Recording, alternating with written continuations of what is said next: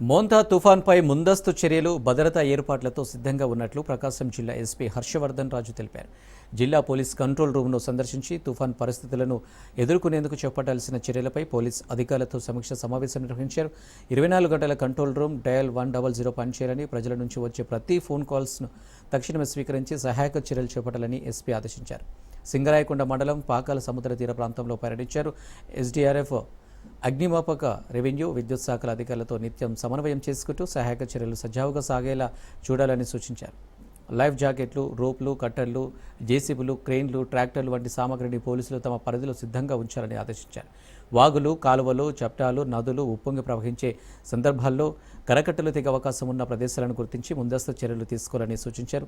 ఈదురుగాలుల వలన స్తంభాలు, చెట్లు విరిగి రహదారులపై పడితే తొలగించి ట్రాఫిక్ సవ్యంగా కొనసాగించేందుకు డోజర్లు, జేసీబీలు, క్రెయిన్లు సిద్ధంగా ఉంచాలని జిల్లా ఎస్పీ తెలిపారు. స్టేట్ గవర్నమెంట్ దీనికి సంబంధించి హై అలర్ట్ ప్రకటించడం జరిగింది. దానికి సంబంధించి జిల్లా యంత్రాంగం అలాగే పోలీస్ శాఖ అంతా కూడా అప్రమత్తంగా ఉన్నారు. రానున్న 48 గంటలు 29 వరకు కూడా బాగా విస్తారంగా వర్షాలు పడతాయని చెప్పి మనకు వాతావరణ శాఖ నుంచి అలర్ట్ ఉంది. మన జిల్లాకు చూసుకున్నట్లయితే 6 మండలాలు ప్రత్యేకంగా కొంత ఈ సైక్లోన్కి ఎఫెక్ట్ అయ్యేటటువంటి మండలాలు. ఆ మండలాల్లో కూడా మనకు దాదాపు 20 రెవెన్యూ విలేజెస్లో కూడా ఈ సైక్లోన్ యొక్క ప్రభావం ఉండే అవకాశం ఉంది.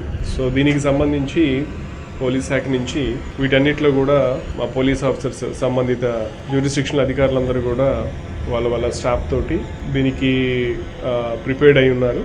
అలాగే లోకల్ ఆఫీసర్స్కి జిల్లాలో వేరే సబ్ డివిజన్స్ నుంచి కూడా కొంతమంది అధికారులని పిలిపించి వాళ్ళకి ఎక్స్ట్రా